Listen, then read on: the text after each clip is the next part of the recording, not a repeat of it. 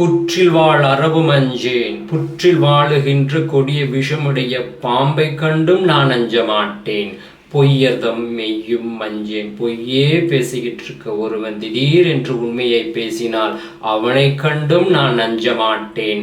கற்றை வாசடையும் மண்ணல் அடர்ந்த ஜடாமடியுடைய எம் பெருமான் கண்ணுதல் பாதம் நன்னி, அவனுடைய நெற்றிக்கண்ணை பார்த்து அவன் பாதம் வணங்கி மற்றுமோர் தெய்வம் உண்டென நினைந்து, அவனை விட உயர்ந்த தெய்வம் ஒன்று உண்டு என்று நினைந்து எம் பெருமாருக்கு கற்றில்லாதவரை, அந்த ஞானம் இல்லாதவரை கண்டால் அம்ம நாம் அஞ்சுமாறே. இன்று நமக்கு அருள்வதற்கு நிறைய கடவுள்கள் இருக்கிறார்கள். கல்விக்கு ஒரு கடவுள், செல்வத்திற்கு ஒரு கடவுள், தேக வலிமைக்கு ஒரு கடவுள், இன்னும் புதிதாய் நிறைய கடவுள்கள் வந்த வண்ணம் இருக்கிறார்கள். சாமியார்களும் வந்த வண்ணம் இருக்கிறார்கள்.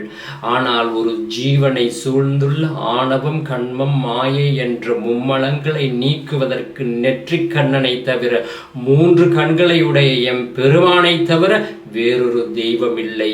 இந்த ஞானம் இல்லாதவரை கண்டால் அம்ம நாம் அஞ்சுமாறே.